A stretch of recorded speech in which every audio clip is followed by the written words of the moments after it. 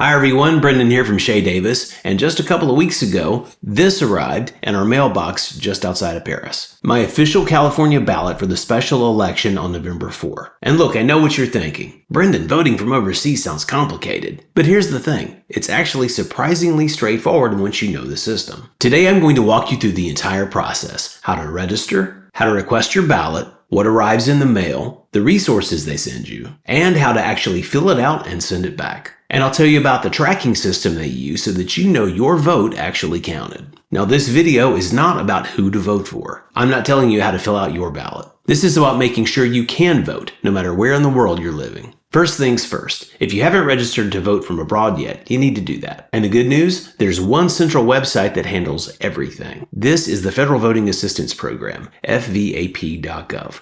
This is your one-stop shop. You can register here, request your ballot, and get state-specific information all in one place. You'll also want to check out vote.org. They have a really clean interface for checking registration status and getting started. And if you're specifically looking for absentee ballot request forms, there's votefromabroad.org, which is run by Democrats abroad but serves all voters regardless of party. The key thing is to do this early, like months before an election. I first registered to vote abroad in 2024 so that I could vote in the 2024 presidential election. International mail takes time, and you want to build in a buffer both to get the forms from the US and to send them back to the US. Now, a quick note about embassies. Some people think you can go vote at the embassy. You can't. You can request an emergency ballot. There are special situations and considerations and a lot of deadlines involved. Don't count on that. That's not how you do it. So let me show you what shows up. First, you get this. It's a big envelope clearly marked as election materials. Let me show you what's inside. You get several things. The actual ballot itself, instructions in English, and a return envelope that's already addressed and postage paid for international mail. And here's the cool part. They also send you this official sample ballot and voter information guide. You're probably used to getting these in the United States. For a special election, it's pretty thin, but for a general election, this thing is thick. It has every candidate, every proposition, arguments for and against each measure, full text of the propositions. This is gold if you've been away from your state for a while and aren't following local politics too closely. But wait, there's more. They also give you a link to online resources where you can research everything in more detail on your screen. This is my California portal, but every state has something similar. You can see sample ballots, read about the issues, when applicable, watch candidate statements and see endorsements. You can really do your homework before filling anything out. And this is important because, let's be honest, when you're living abroad, you're not seeing local campaign ads, you're not getting mailers, and you're not hearing the local news coverage. These resources help you stay informed about what's actually happening back in your district or state or city. Okay, so now comes the actual voting part. I'm going to fill this out on camera, but obviously I'm not going to show you my choices. That's between me and the ballot box. The ballot itself is pretty straightforward. You fill in the boxes or bubbles, just like any standardized test you've ever taken. Some states use different systems, but California uses the fill in the bubble method. Now the critical part is the return envelope. You have to sign it, and your signature has to match what they have on file from your registration.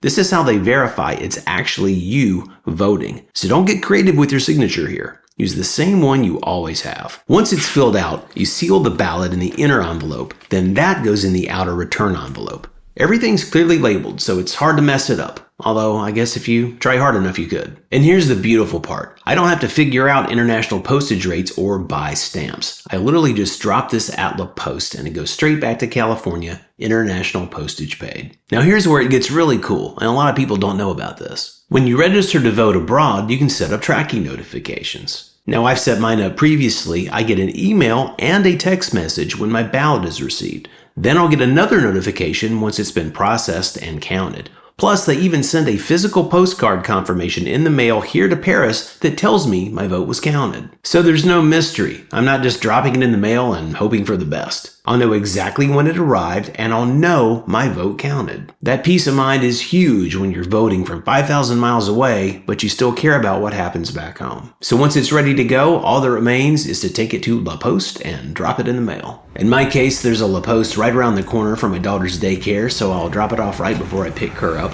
Don't forget that international mail can take anywhere from 1 to 3 weeks, so be sure to build in enough buffer time for it to get back in time for it to be counted. Every state's rules are different, and be sure that you know yours. Okay, so let me give you the key takeaways if you're an American living abroad and you want to vote. 1. Register early. Use fvap.gov, vote.org, or votefromabroad.org. Do this months before an election, not weeks. 2. Request your ballot as soon as registration opens for an election. International mail is slow in both directions. 3. Use all the resources they give you. The sample ballot, the voter guide, the online portals. Don't just wing it. 4. Set up tracking notifications so you know your ballot was received and counted. 5. Mail it back ASAP. Don't wait until the last minute. Be sure to build in buffer time for international delays. And look, I get it. Voting from abroad feels like one more complicated expat task. But honestly, once you're registered, it's pretty smooth. The system actually works pretty well. And here's the thing. Your vote matters. State and local elections are often decided by the margins. The fact that you're living abroad doesn't mean that you shouldn't have a say in what happens back home. Whether it's school funding, infrastructure, or healthcare policy, these things affect your friends, your family, your neighbors, your property if you have any, and your life back home should you choose to return to the United States. Alright, that's the complete process. If you found this helpful, please give it a thumbs up so other expats can also find it. And if you have questions about voting from abroad, drop them in the comments. I'll answer what I can, and I'm sure other expats in the community who see this will do their best to help you out also. And if you're new here, we're Chez Davis. We share the real practical side of expat life in Paris. Not just the glamorous stuff, but the actual logistics of living abroad with a family. So subscribe if that sounds useful to you.